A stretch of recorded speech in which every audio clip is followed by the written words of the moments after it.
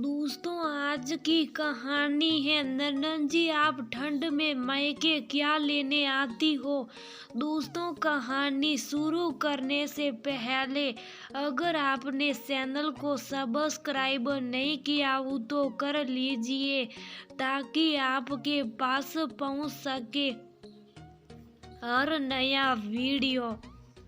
दिसंबर की कड़ाके की ठंड और ऊपर से घना कोहरा, कोई भी अपने कमरे से निकलने के लिए तैयार नहीं हो रहा था। निया गर्म पानी और खाना बनाकर सबके कमरे में पहुंचाती, क्योंकि कोई भी अपने कमरे से बाहर निकलकर खाने को तैयार ही नहीं था। मानो कमरे के बाहर बर्फ पड़ रही हो। अगर हम खाना खाकर थाली यहीं बेड के किनारे में रख दे तो चलेगा। खाना खाने के बाद अब हिम्मत नहीं हो रही कि रसोई में जाकर थाली रखूं।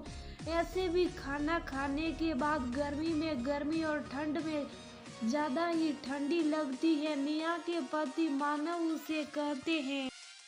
निया बोली, आप तो ऐसे कह रहे हैं जैसे मुझे ठंडी नहीं लगती। और ये क्या, कमरे में अगर जूठे बर्तन रहेंगे तो बदबू नहीं आएगी। लाइए, जब इस ठंड में मैं खाना कमरे में सबके पहुंचा सकती हूँ तो प्लेट वापस रसोई में रख भी सकती हूँ। आप सब अपने बारे में सोचते हैं, कभी मेरे बारे में भी सोच लिया कीजिए कि मैं भी हार्ड मास की बनी हूँ। गर्मी और ठंडी मुझे भी लगती है। इतना कहते हुए उदास मन से निया प्लेट लेकर जाने लगी। मानव बोला, अब तुम रूठो मत, बस आज रख दो, कल से मैं जरूर अपना प्लेट खुद रखूंगा। तभी दरवाजे की घंटी बजी। मानव बोला, रात के 9 बज रहे हैं, इतनी ठंडे बाहर तो कुछ दिख भी नहीं रहा, फिर इस कड़ाके की ठंड में कौन आया होगा। निया बोली, आप दरवाजा खोलिए, पर एक बात सुन लीजिए, कोई भी हो मैं दोबारा से खाना किसी के लिए नहीं बनाऊंगी। इतना कहते हुए निया जूठा प्लेट लेकर रसोई की तरफ चली गई और मानव दरवाजे की तरफ गया। तभी उधर से निया की सास कामिनी जी कमरे के अंदर से बोली, इतनी रात को कौन आया होगा, जरूर बहू के मायके से कोई आया होगा, क्योंकि बहू के मायके वाले कभी भी वक्त बेवक्त आ जाते। निया के ससुर कौशल बाबू बोले, तुम्हें इतनी ठंड लगती है पर दिमाग में तुम्हारे कितनी गर्मी रहती है, जो ऐसी ऐसी बातें सोच लेती हो। कामिनी जी कौशल बाबू को आंखें दिखाने लगी। मानव ने पहले पारदर्शी शीशे से दरवाजे की बारी और देखा और मुस्कुराता हुआ बोला, हाँ सच में जो भी है बेवक्त ही आया है। जैसे ही उसने दरवाजा खोला तो दरवाजे पर निया की ननद बबीता थी। वह बोली, बाहर इतनी ठंड है, आप लोगों ने दरवाजा खोलने में इतनी देर क्यों लगा दी, और आप लोग मुझे ऐसे क्यों देख रहे जैसे मेरे आने की कोई खुशी ही नहीं है। मानव बोले, इस कड़ाके की ठंड में अगर कोई बिना बताए आए तो बताओ, चेहरे पर हंसी कैसे आएगी। ठंडी में तो ऐसे भी तवसा रूखी हो जाती है, तो कैसे हम मुस्कुराए। बबीता मुंह बनाते हुए बोली, रहने दो भैया, शादी क्या हुई, आप तो बदल ही गए। और माँ, आपको तो मैं बताई थी कि आज मैं आऊंगी, आपको भी कोई खुशी नहीं हुई। एक तो इतनी ठंड में मैं आप लोगों से मिलने आई, अगर आप लोग कहो तो मैं उल्टे पांव चली जाती हूँ। तभी उधर से निया कहती हुई आई, अब इतनी रात में कौन आया है। जैसे ही इसकी नजर बबीता पर पड़ी, उसका मुंह खुला का खुला रह गया। बबीता बोली, आइए भाभी, आपकी ही कमी थी, अगर मेरी जगह आपके मायके से कोई होता तभी क्या आपका चेहरा ऐसा ही बना हुआ होता। निया मुस्कुराती हुई बोली, अरे बबीता जी, आपने तो सरप्राइज दे दिया, आइए आइए भीतर आइए। कामिनी जी बोली, बेटा अपनी माँ को माफ कर दो, मैं तो भूल ही गई कि तुमने मुझे कल फोन करके बताया था कि तुम सुबह की ट्रेन से निकले कि मेरे दिमाग से बिल्कुल उतर गया। क्या करूं, इतनी ठंड है कि लगता है दिमाग भी जम गया है। उधर से कौशल बाबू बोले, अभी तो थोड़ी देर पहले तुम्हारा दिमाग बहुत गर्म था और तुम बहू को सार बातें सुना रही थी, इतनी जल्दी जल्दी जम भी गया, दिमाग है या पानी। कामिनी जी बोली, आप तो अपना मुंह बंद ही रखिए, चलो बेटा कमरे में चलो, बाहर बहुत ठंड है। ये दामाद जी भी बिल्कुल तुम्हारा ध्यान नहीं रखते हैं। ये नहीं कि तुम्हारे साथ आते, खुद वहाँ अपनी माँ की सेवा के लिए बैठ गए और तुम्हें अकेले भेज दिया। चलो कमरे में चलते हैं, बहुत थोड़ा गर्मा गर्म चाय बना कर लाओ। इतना कहते हुए वो बबीता को अंदर ले गई। इधर निया मानव की तरफ देखने लगी और सोचने लगी, अभी अभी तो सारा काम निपटा कर अपने इस ठंडे हाथ को गर्म पानी में डालकर थोड़ी गर्मा हट ली थी। निया फिर से रसोई में गई, चाय लेकर आई तो माँ बेटी दोनों रजाई के अंदर बैठी थी। निया ने चाय की कप टेबल पर रखी तो बबीता बोली, भाभी आप देख रही हैं कितनी ठंड है, बाहर कौन निकलेगा, मुझे बिस्तर पर ही चाय दे दीजिए। ठंडी में रजाई में बैठकर चाय पीने का अलग ही मजा है। निया मुस्कुराकर बोली, बबीता जी रजाई की गर्मी किसी नहीं अच्छी लगती, पर हर किसी को ये नसीब नहीं होता। कामिनी जी बोली, बहू अभी भी बेचारी घर में आई और रजाई में पैर रखी है। एक तो बेचारी को इतनी देर बाहर दरवाजे पर रुकना पड़ा, ऊपर से तुम ताने मार रही हो।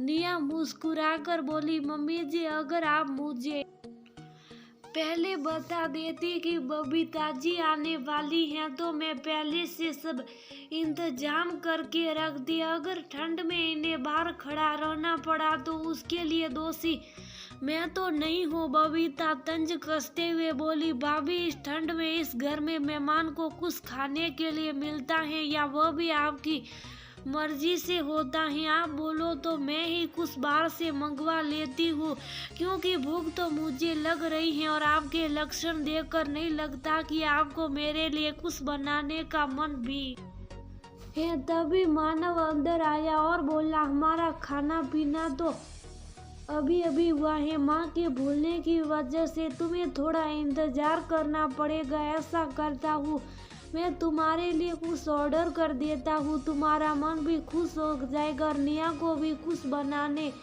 जरूरत भी नहीं पड़ेगी। निया ने रात की सांस ली तो बबीता जी बोली, देखा माँ, यहाँ भी ये अपनी पत्नी के बारे में सोच रही, ये नहीं कि बहन ठंड में आई है तो उसके लिए कुछ बनवाए। मानव बोला, तुम्हें खाने से मतलब है या अपनी भाभी को परेशान करने से मतलब है? निया तुम सबके कमरे में पीने का गर्म पानी रख दो, तब तक मैं बबीता के लिए कुछ ऑर्डर करता हूँ। निया वहाँ से चली गई। उधर मानव मैं बबीता के पसंद का खाना ऑर्डर कर दिया। अगले दिन हल्की सी धूप निकली तो निया ने सबको बाहर निकाल कर खाना खाने के लिए कहा। सब बाहर हॉल में आए तो बबीता बोली, क्या भाभी कितना अच्छा, रजाई में हाथ पैर गर्म थे, अब ठंडे हो जाएंगे। अगर नाश्ता और खाना बिस्तर पर ही खा लेते तो क्या गड़ जाता। निया मुस्कुराकर बोली, बबीता जी रजाई की गर्मी अच्छी तो लगती ही है, पर बाहर की धूप भी थोड़ी लेनी चाहिए। मैं अकेली कितनों को रजाई में जाकर खाना दूंगी, आखिर मुझे भी तो ठंडी लगती है और सबके साथ मिल बैठकर खाएंगे तो ठंडी का एहसास भी नहीं होगा। जब भी खाना खाने के लिए बबीता और कामिनी जी बाहर आती, निया को सार बातें सुनाती। हार के कौशल जी ने कहा, तुम यहाँ सबसे मिलने आई हो या अपनी भाभी को परेशान करने आई हो? क्या अपने ससुराल में तुम हर किसी को उसके कमरे में खाना पहुंचाती हो? बबीता चुप हो गई। तब कौशल जी बोले, कामिनी ये तो बहुत ही अच्छाई है कि वह हमें सब कुछ कमरे में लाकर दे देती हैं, पर अब से ऐसा नहीं होगा। सही जितनी भी ठंड हो सब खाने की टेबल भी आकर खाएंगे। आखिर बहू को भी तो ठंड लगती होगी, रजाई की गर्मी इसे भी अच्छी लगती होगी, पर ये अपना सुख त्याग कर हमारे लिए खाना बनाती है, तो क्या हम इसके लिए इतना भी नहीं कर सकते हैं? नेहा की आंखें भर आई। उसने आंचल से अपने आंसुओं को पोंछते हुए मुस्कुराकर बोली, पापा जी मैं ठीक हूँ, आप सब बैठकर खाना खाइए। बबीता फटाफट खाना खाकर अपने कमरे में चली गई।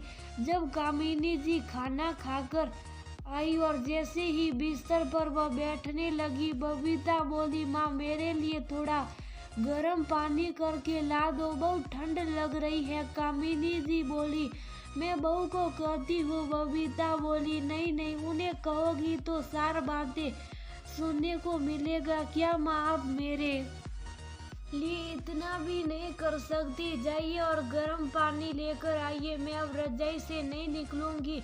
कामिनी जी जैसे ही रसोई में गई, नेहा बोली, क्या हुआ मम्मी जी, क्या चाहिए? वह बोली, बबीता को गर्म पानी चाहिए। नेहा बोली, मम्मी जी आप जाइए वरना ठंड से आपके घुटनों में दर्द होने लगेगा, मैं गर्म पानी लाकर दे दूंगी। कामिनी जी नेहा के हाथों को देख रही थी, वह ठंड से लाल हो रही थी। वो सोची, एक तरफ बहू है जिससे मेरी इतनी चिंता है और दूसरी तरफ मेरी बेटी है, जब से आई हैं अपने सुख के लिए सोच रही हैं। कामिनी जी बोली, ठीक है बहू, पर मुझे रसोई में कुछ काम है, तुम बबीता को पानी देकर अपने कमरे में जाओ। नेहा चली गई।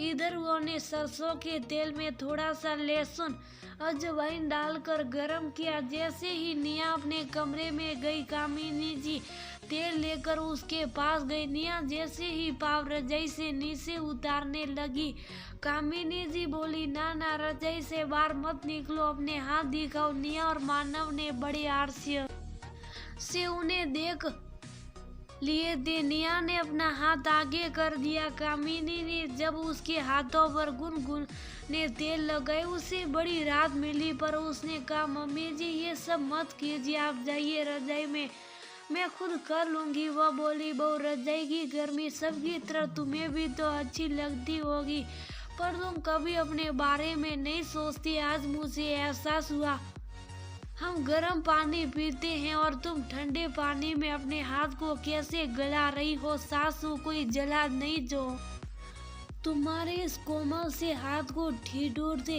हुए देखती रहो, चुपचाप बैठी रहो और मुझे जो करना है करने दो। जैसे जैसे वह नेहा के हाथों में तेल लगा रही थी, नेहा की आंखों से आंसू बह रहे थे। कामिनी जी उसके आंसुओं को पोंछते हुए और तेल का कटोरी किनारे में रखते हुए बोली, बस बस, अब मुझे रुलाओगी क्या? देखो हाथ में तो मैंने लगा दिया, पैर में नहीं लगाऊंगी, वह खुद लगा लेना। रजाई में पैर को रखना, सुबह तक तुम्हारे हाथ पैर देखना कैसे मुलायम हो जाते हैं। बहू के सर पर हाथ फेर कर और दरवाजा बंद करते हुए वह बाहर निकल गई। बाहर कौशल बाबू थे। वो ने कामिनी जी से कहा, कामिनी, कल तक इस घर में एक सास का बोलबाला था, पर आज मैं देख रहा हूँ कि एक सास माँ के रूप में परिवर्तित हो रही है। मुझे तुम पर गर्व है, तुम जितनी अच्छी सास हो उतनी ही अच्छी माँ हो। बस यही छोटी छोटी बातें अपनी बेटी को भी समझा कर उसे कुछ रोज में विदा करो, तो उसे भी यही सुख उसके ससुराल में मिलेगा। और मुझे मालूम है तुम उसे भली भांति समझा सकती हो। इतना कहकर कौशल बाबू चले गए। जब तक बेटी रही, कामिनी जी ने बेटी को गृहस्थी के कुछ अनोखे गुण बताए और उसे विदा की और नेहा के साथ फिर से खट्टी मीठी यादें बनाने लगी। ठंड में कोई भी निकलना तो नहीं चाहता, फिर भी पूरा परिवार नेहा की छोटी मोटी मदद करके उसे थोड़ी सी राहत देता था, जो उसे सही मायने में परिवार का असली सुख दे रहा था।